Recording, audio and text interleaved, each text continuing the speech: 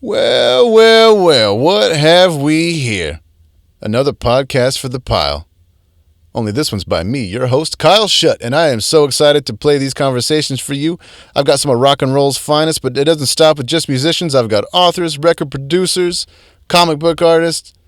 Might even have a trapeze act or something eventually if it goes well enough. But I will say that if you like what you hear today, go ahead and follow where you can follow. Subscribe where you can subscribe. If you want to help support a little bit more, you can find us on Patreon at The Highway with Kyle Shutt. We got 3 patrons right now. Exactly 3. We shout out to Bob Bechtel, Mike Young, and Bob Mavity. Couldn't do it without y'all. Join in the fun if you want a shout out. This week on the show, we have Mr. Neil Fallon from Clutch. Like he needs an introduction. I am so damn excited to launch this podcast. I never thought I would say that. I guess I talk now. Who needs a guitar? I'm just kidding. I love guitar. I guess this is normally where we would talk about our sponsors, but we don't have any. This is episode number 1. So I guess that means there's no business to take care of, and I like it like that just fine, because that means I get to do things my way. The Highway.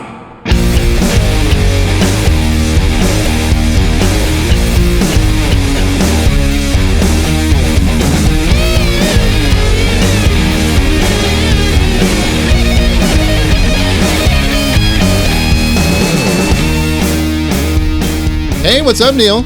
Hi, Kyle. How are you? Neil Fallon, everybody, from Clutch and many other projects. Thank you so much for joining us. Of course. My pleasure. I'm not busy. How's you're up in Maryland, I know, but where specifically? Like Silver Spring or? Yeah, Silver Spring, suburbs of Washington, D.C. We actually just moved this summer, which was kind of an experience after our old house we were in for like close to 20 years, which is like extracting a hermit crab out of its shell. Yeah, my God. But yeah, like it's a greater metropolitan DC area.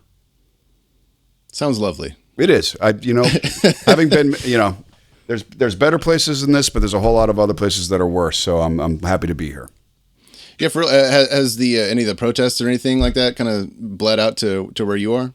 Not really. Those things. I mean, yeah, they're ugly and they're kind of. It sucks, but they always get kind of overblown by the TV when they play like the same shot of that one street corner over and over again, and it would lead you to believe that the whole city's on fire. I think the only tangible that we kind of experience is the helicopters. We have Marine 1 and 2.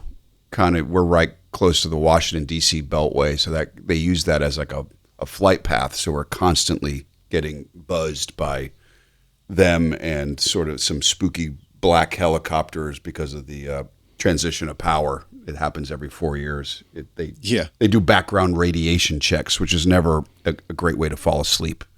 It's all the chemtrails they're leaving. It's awful. I'm sure, man. Yeah. What's a guy to do? Right. Well, I just I didn't necessarily have anything specific I wanted to talk to you about, but I did sort of want to comment on the fact that bands of y'all's generation, kind of the generation before the Sword and everything came around, existed in this sort of interesting kind of gray area before social media, but also kind of after MTV stopped playing videos and everything. Mm-hmm. And like, there's just not a lot of like picture proof or, there's no Clutch documentary or anything like that for that people can like digest on. And I just kind of wanted to ask you what it was like in the late 80s and early 90s, just getting in the van and kind of like what life on the road was like back then versus how it was obviously before the pandemic and everything like that. But just the differences and just at the shows between, or even getting to the shows with no smartphones, no internet, no nothing except for an atlas and a notebook with a bunch of phone numbers. It's funny that you bring that up because we were actually having a conversation about just that the other day, because we were putting together kind of the pre-roll for the show for Doom Saloon 3, which happened just the night before last, and it forced us to kind of look back in a bit of a retrospective. And on one hand, I'm so glad that iPhones weren't around to document everything, because that could have been real shitty. Yeah, there's sometimes forgetting is a mercy, Sometimes, having, no documentation of something is a mercy. Sure. Absolutely. You want to remember the good times, but you don't necessarily want to remember everything. Whether it's by your choice or someone else's. You're sure the iPhones are handy. But to answer your question, there was a flyer that we were looking at, and the flyer basically had directions on how to get to the club. It was written, go up I-95. If you were coming from Philadelphia or coming from south, how to get to this particular club in Baltimore, and this exit to take and that exit to take.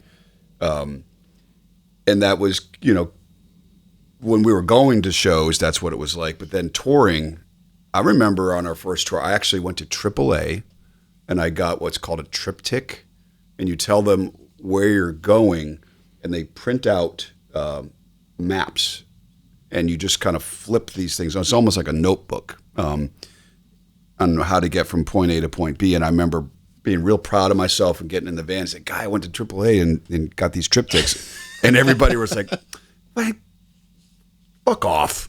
And they immediately went into the trash and just had a laminated trucker's atlas, and it was a great education. I often think about, touring is probably one of the best, or travel in any capacity is one of the best educations you could ask for.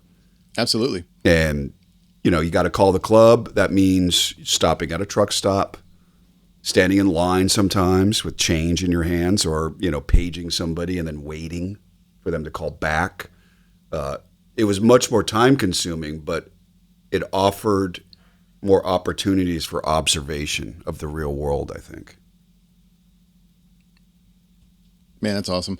I remember, because the Sword, I didn't even have a cell phone until the first tour that we did. I was like, I guess I got to get a cell phone now. But even that was a luxury back then. And but we still had, we would print out MapQuest directions and stuff like that. And we had you could go to Cracker Barrel and you could get a book called The Next Exit.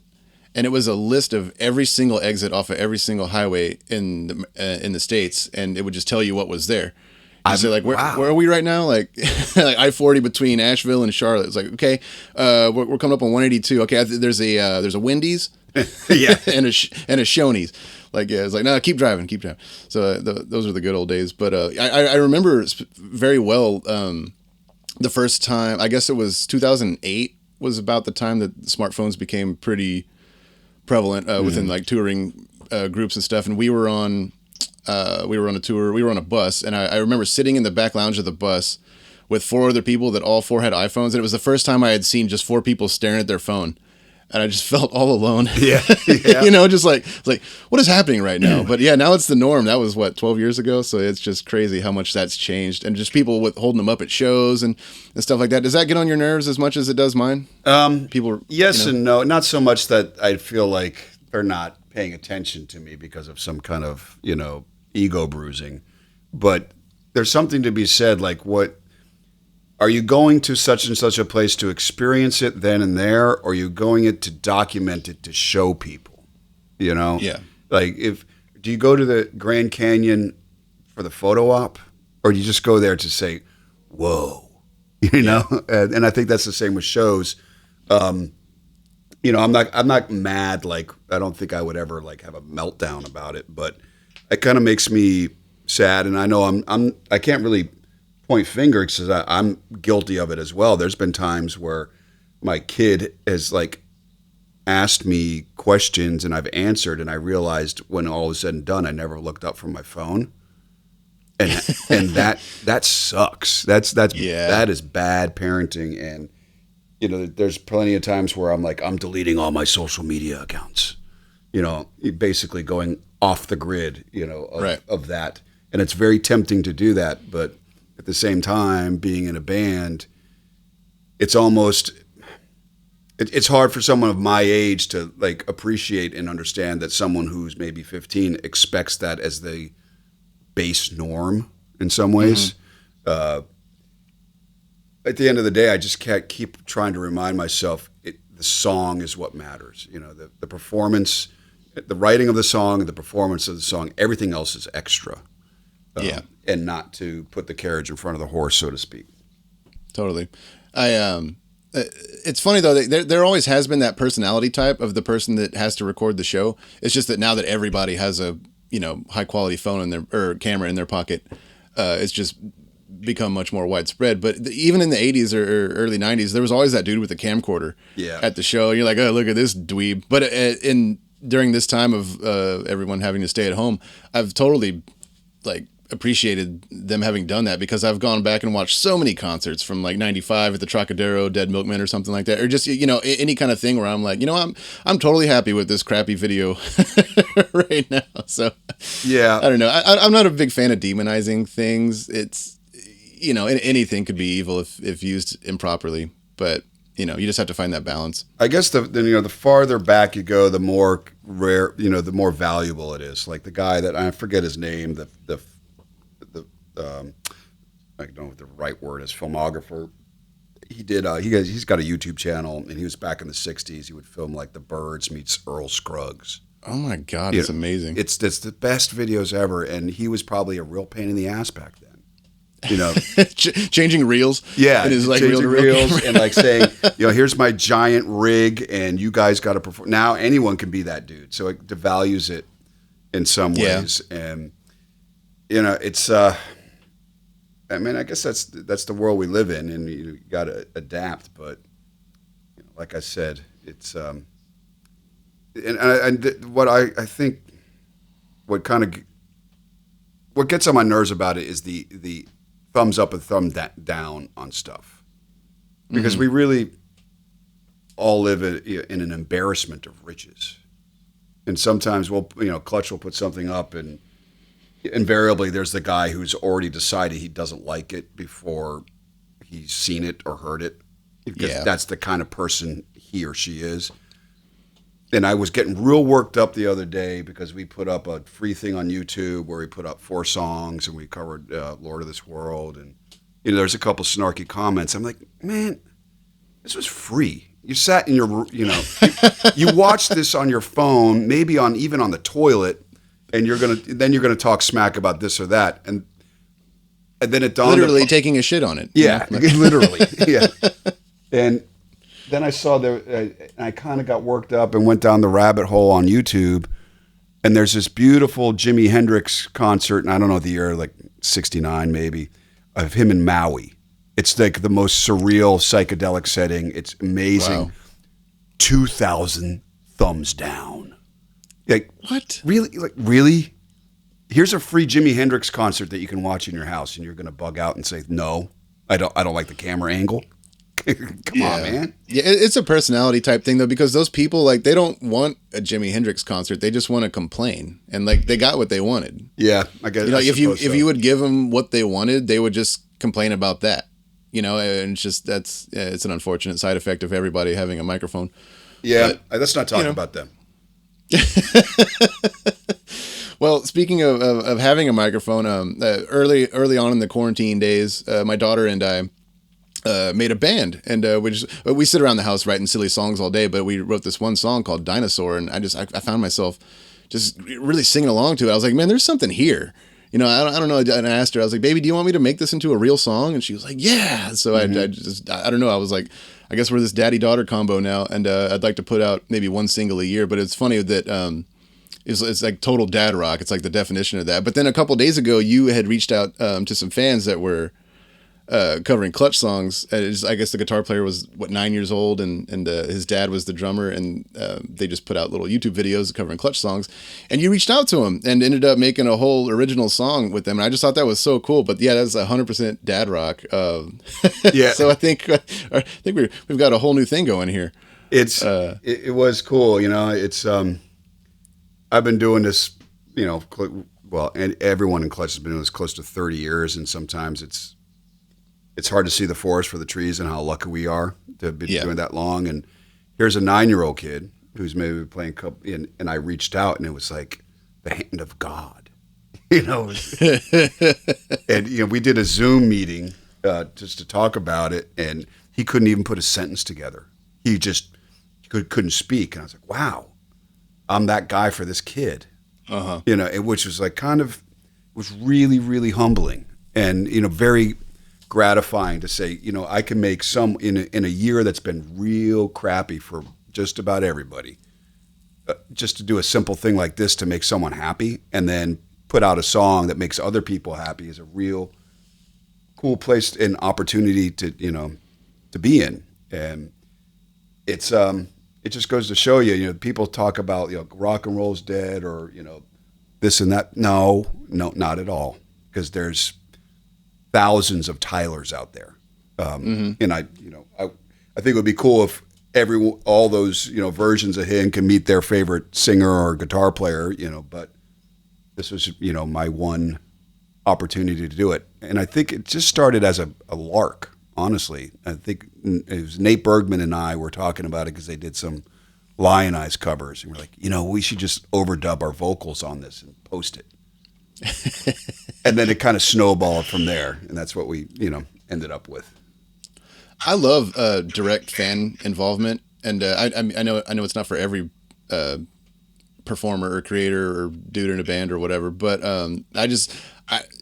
it makes people so happy. I'm a people pleaser, and I love reaching, and when people just ask me a question, just answer it. You know what I mean? Yeah. It's not that hard, and it makes them so happy sometimes, and it's then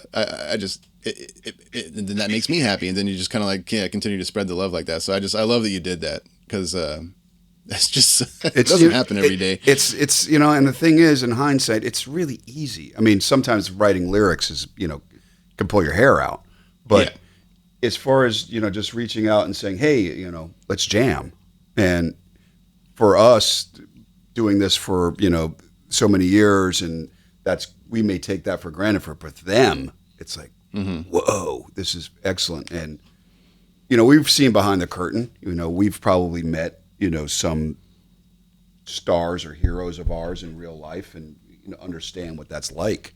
But to be on the other side of it, to this day, I still can't believe it. Like these people, meaning like the father and son, like they really, really love Clutch. They've probably watched that video like 1,000 times by now. I mean, yeah, you know what? It's all good. I believe that doing good needs no justification. You just do it because it's the right thing to do, and you feel compelled to do it. Absolutely. And one thing that I did want to bring up was that when it comes to touring bands and stuff, especially bands on a larger scale, you don't really see them bring out a complete nobody ever. I mean, it happens from time to time, but Clutch, one of the reasons that I began to like your band and stuff too is because I guess the first time I saw Clutch, it would have been Outside Emos. This would have been 2003, maybe, something like that. And I had never heard of any of the other bands on the bill, but they were all incredible. And because of that, I was able to discover more bands like them. I can't remember exactly who it was at the time. It might have been like Stinking Lizaveta or something like that back in the day. But I've seen y'all so many times, I forget who opened every time. But y'all always brought out just a complete unknown, and I thought that was just such a great thing. The Sword tried to take that mentality forward as we would book our own tours and really give bands a shot that deserved it. Is that something that y'all consciously did, or was it just more of like an organic thing where you're just like, I like this band, let's bring them out, or It's solely do we like the band, and that's it. It's because you're going to go on the road with somebody, and that's going to be the music you're going to hear to get like jazz to get on stage yourself. You don't want something that's going to bum you out. And we've been there, and particularly when we were signed to major labels in the 90s and played that whole game, and there's that kind of, I don't want to even call it chess game. It's more like a checkers game where the booking agents, basically say, oh, if you want this tour, you got to take out this band or do this band a favor. They're terrible. Your fans are going to hate them, but they will need to go on the road. And so okay, we go on the road, and it's a train wreck. No one's having a good time. That band's not having a good time. The fans aren't having a good time. I think because if somebody likes, in this case, Clutch, by extension, they're going to like what we like. and it doesn't necessarily have to be, something that sounds just like Clutch. I mean, I can remember taking rolling the dice with William Elliott Whitmore. That was one of the first ones that wasn't even like a rock band. I think that was the first Clutch tour that we did. It was like your holiday run, and it was the Sword, William Elliott Whitmore, was it? Clutch. It was just a fantastic bill because William Elliott Whitmore, he's just super minimal, like banjo playing, just foot stomping dude. And that's just a one man band, and that was incredible. Just going. Yeah, I get just from like super metal band to like an act like that, and then Clutch. Yeah, people ate it up, and you've been to these festivals where it's like, here's 12 hours of death metal, and the Sword walks up on stage and all of a sudden you sound like the Allman Brothers. You do. Yeah. So I always used to say that. So who did I say? I was like, we sound more like Crosby, Stills and Nash than Amon Amarth, but it's that work that'll work out in your benefit. And I think people love the variety, and if they love your music, they're probably going to like the music that you're listening to that informs what you write somehow. Mm-hmm. And it's never so much the idea of doing a favor. It's more just wanting people to walk away from that show thinking, they are satisfied, with however much money. Totally. And it also makes them aware that the next time they see a Clutch bill with two bands they've never heard of on it, they know they're probably going to be amazing. You know what I mean? You kind of have that reputation for bringing out great bands. Good. I'm glad to hear that, because sometimes it's excruciating. There's been times where, we kind of didn't want to do it and we were surprised, and other times we were, but for the most part, I think Clutch fans have a sincerity detector or a bullshit detector. As long as you go up on there and you believe and mean what you're doing, people are going to love it. But if you're going through the motions thinking, here's our third song is going to be our radio hit. Well, the bullshit detector is going to redline, and they're not going to have it. You actually, this is a funny story for me because I was managing a band called American Sharks. Oh, yeah. Who were my favorite band in the world. I absolutely loved them. It's the only reason I never wanted to manage a band, but they were talking about being managed by somebody else, and I was like, no, don't do that. If anybody's going to manage your band, it's going to be me. But anyway, I got them a record deal, and the record was coming out, and it was my job to get them on some tours and stuff. And I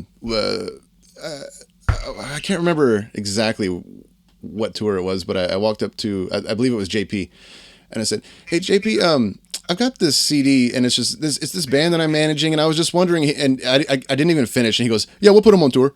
I was like, you haven't even heard it. It could be horrible. He's like, no, it's fine. We'll put them on tour. Well, that's a testament to yourself, because if you're, I know, if you're going to put yourself in that position to ask, then I think the assumption on his part, in his part was like, well, it's good if he went there. And I've always appreciated y'all for that, because y'all ended up even touring. We did a Sharks Sword Clutch tour, but even after that, y'all brought them out a couple of times, and y'all always had a good time with them. Always treated them very well, and I can never thank you enough for that. They're awesome, and they're still making music, right? Sort of, here and there. It just everything's kind of difficult to get a band together these days, right? After you've kind of been through the ringer a bunch, but I have faith that there will be a third American Sharks record. Good. One of these days. It's just that it took them awesome. 7 years to follow up their 19-minute debut. So, well, I like Rocky's country alter ego. That's great. That's good entertainment. Yeah, I've actually had him on the show too. It's absolutely hilarious, like all these silly videos he makes and all the fake history and stuff. I love a facetious alter ego. It's like that thing that what's his face did. The country, achy breaky heart guy. What did he do? Oh, what's his name? The Billy Ray Cyrus. Billy Ray Cyrus did his alter ego. No, it wasn't Billy Ray Cyrus. It was. Oh, you're thinking of Garth Brooks. Yes, Garth Brooks. When he did Chris Gaines. Chris Gaines, and he kind of looked or whatever. He kind of looked like he should have been like a Las Vegas magician. Yeah, Oh, man. I need to go that's look that doing up it again. wrong. I haven't heard that That's in doing it forever. wrong. Yeah. Oh my Lord. I forgot about that. My goodness.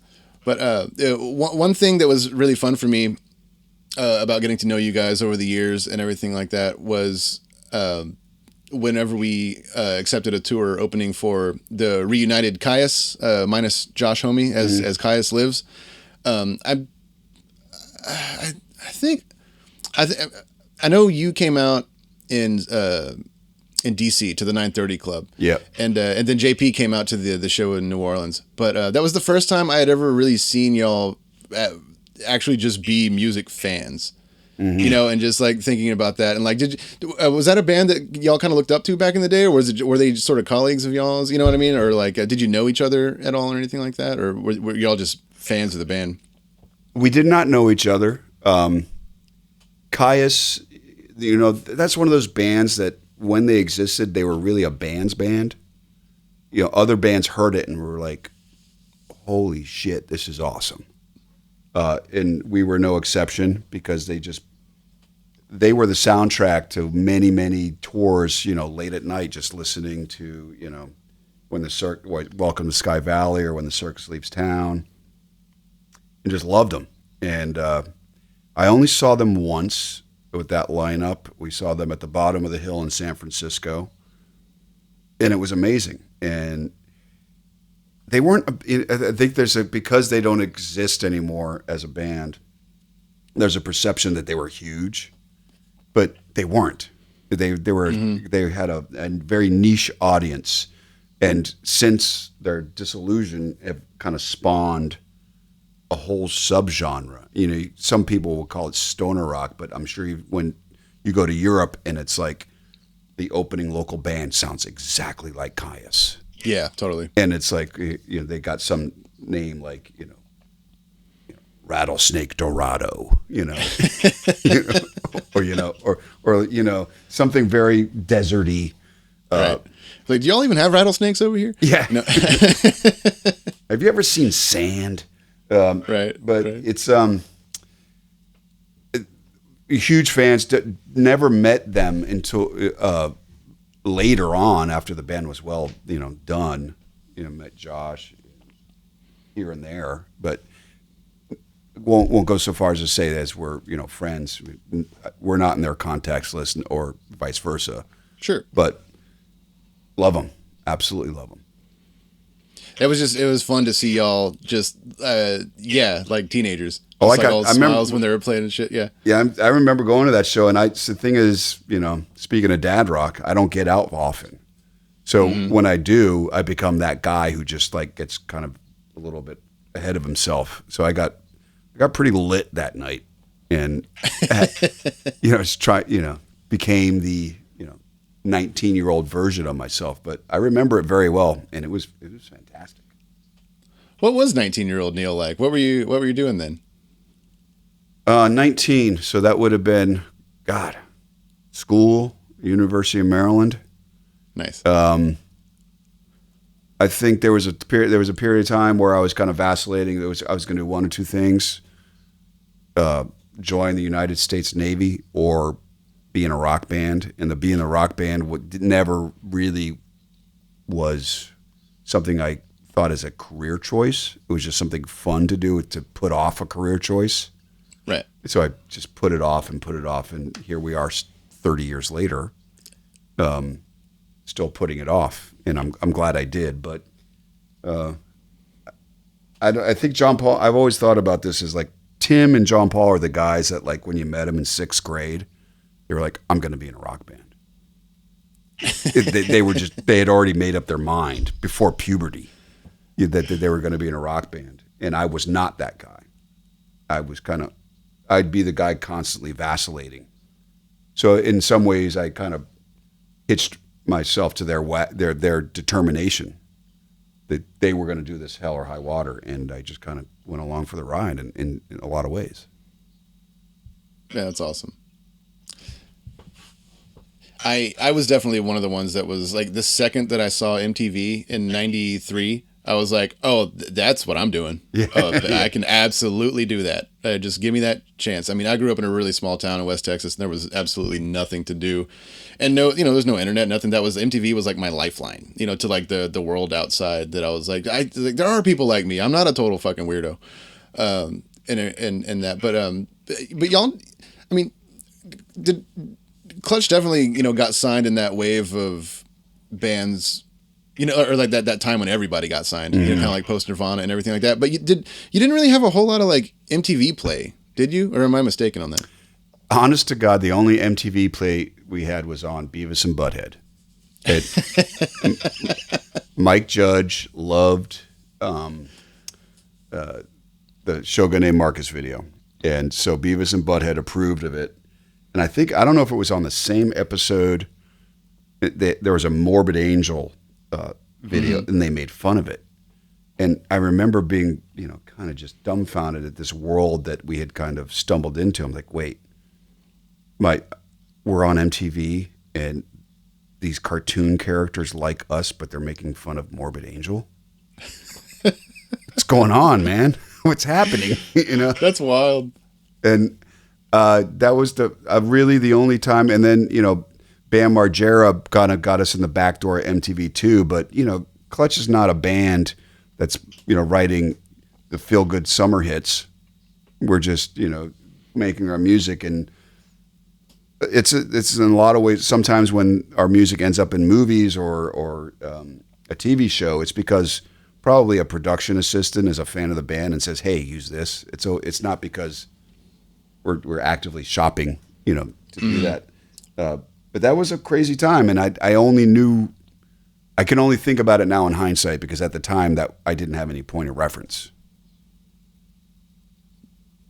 That's a good point. Yeah, it's I don't feel like I had any reference until everything stopped. I mean, the Sword kind of had been on a hiatus for almost 2 years, I guess, and we had planned a comeback before the pandemic occurred and everything like that. So it's hiatus is kind of drawn on a little longer than we all anticipated. But it when you're in a band for that long, doesn't time just stop almost? And like once we sort of just unplugged the machine, I was able to really like look back and be like, it's been 15 years. Oh my God. Like, what year is it? How old am I? Yeah. What, I mean, does time kind of stop like that for you in a way? Like mentally you're still 22 or something, Yes. And I think that's a good thing.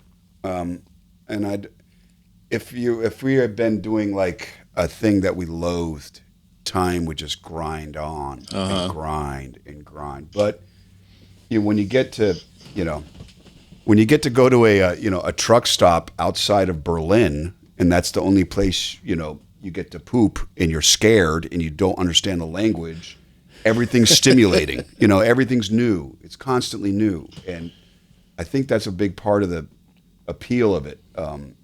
Just the travel and the meeting people, and I think to be able to do something that you love and make a living at it is one of the rarest things ever. And I only knew that until, until I became a father.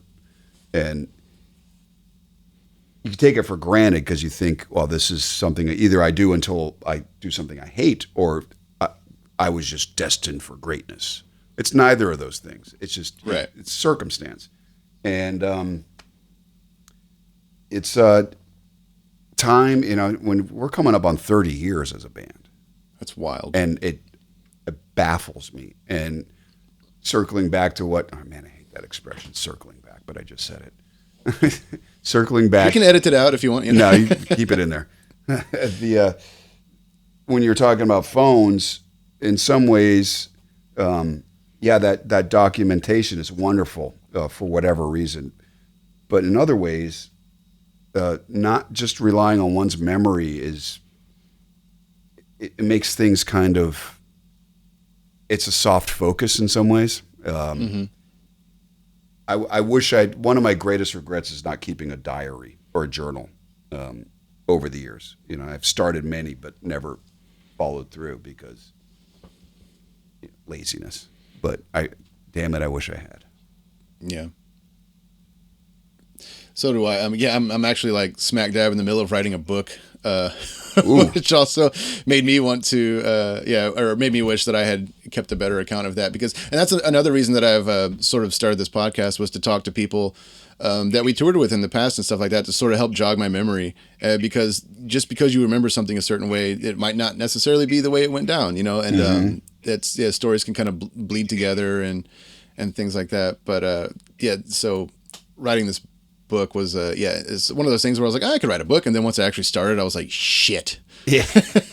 Yeah, that's no joke. The thing, kudos to you, first of all, but writing a book, I mean, a blank page is a blank page. When you're trying to write lyrics, you have a tempo, and you have a rhyme scheme, and you have a key, and you have melody, which takes out a lot of the guesswork. But a blank page, man, that's daunting. It's scary. I just what I did was I just threw on some headphones, and I put on a record that I was into at the time that I'm trying to remember, and I just like vomit the words on the page. That's really like the only way that I can get started, and then it'll sort of take shape from there. But we'll see how it goes. I kind of just wanted to shed a light on what the music industry was like, sort of in the time that I came up into it, and how it's all changed and stuff like that. But it's not. I'm certainly the least famous person to ever attempt a memoir like this, but that's okay. It's not about that. It's about just sort of experiencing. I feel like the Sword was just one of those bands that we're like one of the last bands to get to experience a huge arena tour, or to get our video on MTV for like the week before they stopped playing videos and stuff. So we'll see how that goes. But y'all came up in a time when I like to, I don't know if it's the right way to put it, but when music was important, music just was a life force for everyone. There was no social media, there was no real internet to speak of and stuff like that. And y'all like that going to the arena shows back then was, I mean, I know people say like, oh man, seeing this band was like a religious experience, but like, no, it was like going to church back in those days. If you got tickets to go see Megadeth or whatever, like that was what you were doing that week, and nothing would stop you. I know you guys did a few like arena style tours, because I mean you're out with Sepultura, and did you do like White Zombie and Marilyn Manson and like bands like that? Were you all out with those cats? Well, the Sepultura tour was certainly not an arena tour. They were like kind of larger nightclubs, but not White Zombie. Never toured with White Zombie, but we did tour with Manson, and that was a 4-month tour. My goodness! It started right before, or right at the beginning of his career, just skyrocketing. I think it was at the Sweet Dreams Are Made of This was becoming a huge hit, and they kept extending dates and extending dates. We played Toronto twice on that tour. It was like the beginning, and then at the end, it was a different season. And Marilyn was dead set on having us. He insisted on having us. I think we were kind of dragging our feet. We just thought it was an odd fit. We finally said, sure, and in hindsight, I think, and speaking for myself, I had a real piss poor attitude that whole tour. But it was one of the best tours we ever did. We got in front of a bunch of people. I think he was expecting Transnational Speedway League, but we gave him self-titled. He was, it was supposed to be, Earthworm and Heirloom 13, but instead it was Big News 1 and 2. And it was a learning experience, and we were very lucky to have had that opportunity. I think it was a different time. You're right. It was not that much. It was kind of like, the 70s and 80s and 90s weren't that different. Totally. When you went to a show, you planned that weeks or months in advance. It wasn't on a whim. It was you had to line up to get tickets. Yeah, you maybe go to Ticketron here or there and bitch about the $1 that you got tacked on for the ticketing fee, and it's kind of weird that the live experience kind of sat in stasis for so long as the same model, so to speak. and then changed really differently very quickly over the past 10 years. Even still now it's changing. I mean, it's just wild. Yeah, the evolution that it's taken. And watching it, being in a band that was coming up during all of that, and like pivoting and watching record sales just tank, and watching the way people digest music change and stuff like that. It really, it wasn't what I expected coming up as a musician and sort of, I guess, signing up for the ride. That I witnessed whenever I found MTV and stuff like that. And I wanted to ask you, it's something that I ask myself sometimes, is that like whenever I saw MTV, you know, I saw like these cool people playing cool music for other cool people, and maybe making money and just traveling around the world, seeing everything and just doing all that. And then over time, it's like, well, you're not gonna get famous.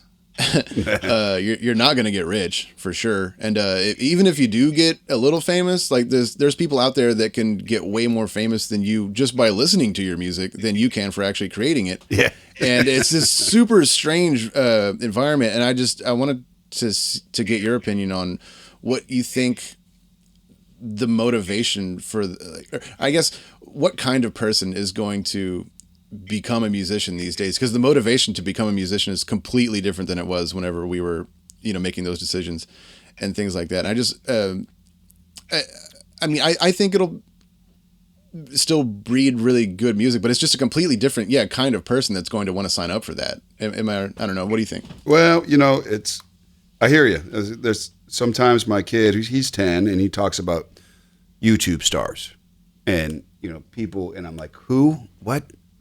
He does this, what? And there's no creative there's nothing made new. That person doesn't take air and manipulate it into a new sound and organize it in a way that's a song or a painting. It's just talking. They're just expressing opinions, and you could see that on the news. You can see that on YouTube. People become famous for expressing opinions, and I can't say this for certain, but I have a suspicion this is a flash in the pan in the human, you know, experience.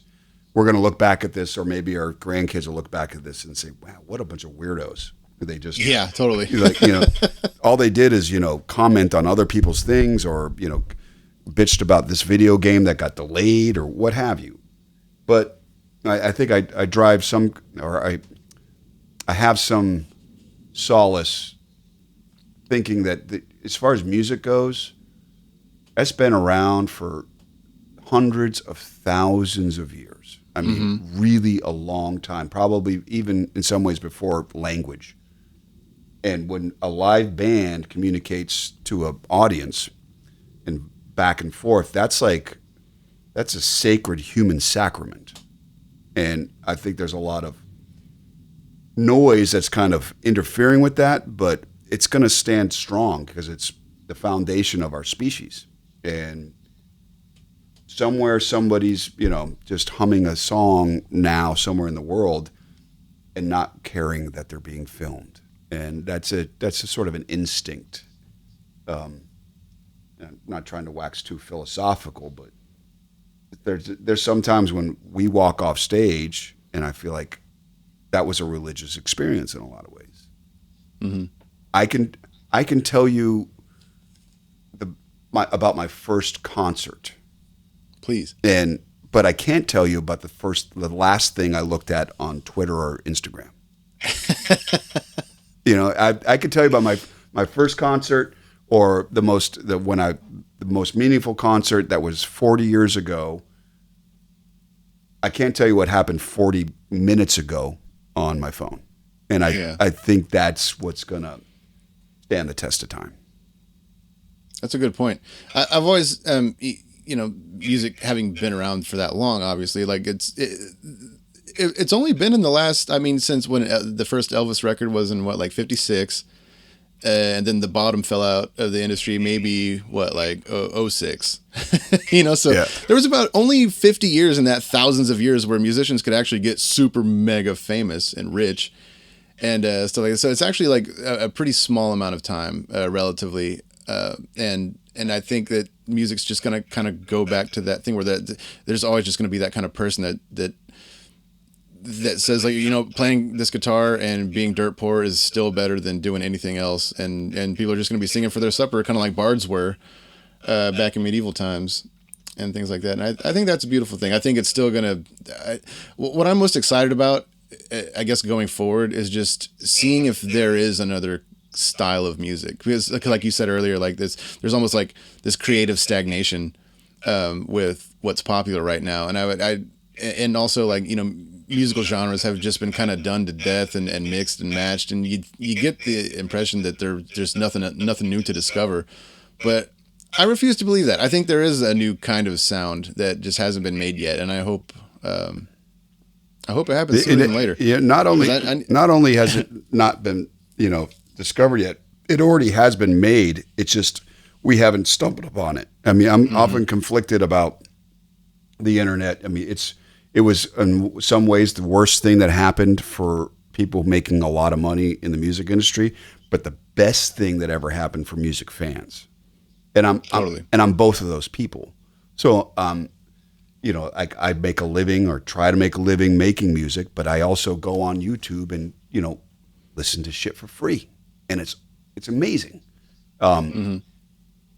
There's so much music from the past that I never, ever would have stumbled upon if I walked into the local record store. Because of, for example, there's a Brazilian accordionist that Chris Brooks from Lion Eyes, who was playing with us. I think he's called Il Maestro or something like that. I can go on, I can check him out right now if I want. It's amazing. And that, or like if you've heard stuff that it's like super obscure and you're not going to be able to find it anywhere, you can just get on YouTube and look it up. It makes me kind of miss, like, it's like when you went to the record store and you had to decide like how you're going to spend that $10 or $20, and you like rang your hands together like, what do I buy, this or that? Now it's you have it all, and kids. I hope they understand that, but who knows? Like we had to find out about Big Star the old-fashioned way. Big Star. Yes. You had to know somebody older that just knew what was cool and tell you that. But well, hey man, thank you so much for gabbing with us for a little bit. I really appreciate it. And if there's anything that you have coming up that you want to play for us or anything, like I'm happy to throw in a song here at the end. Sure. If you want to play the Joy of Homeschooling, that'd be great to touch back to what we were talking about earlier. Yeah, I would love to. That'd be great. That was just so cool. They would love it. And awesome. Well, thanks again, Neil. And I cannot wait to see y'all again soon, because I know we're going to come out through the end of all this just even better than before. Shows are going to be amazing. Aren't they? Yes. People are going to lose their goddamn minds. Yeah, I think if anything, maybe we should invest in venue security companies, because that's going to be a booming industry in about a year. I can't wait. Well, thanks again, man. I really appreciate it. Thank you, Kyle.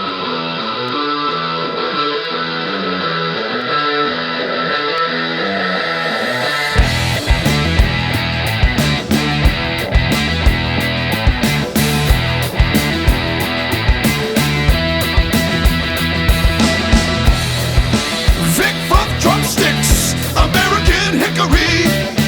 There's at least 3 by the border. Could you get one for me? Sorry, Paul.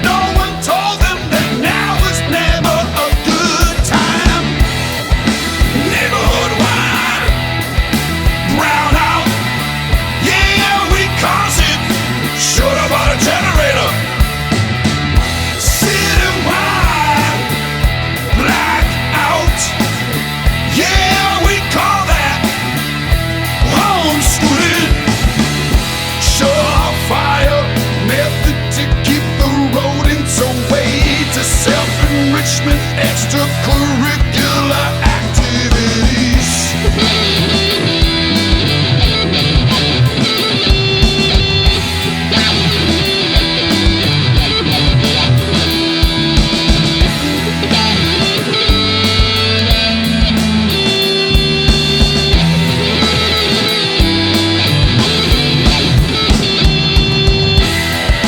Neighborhood wine, brown out, yeah, we cause it. Showed up on a generator. Citywide, blackout, yeah, we call that homeschooling.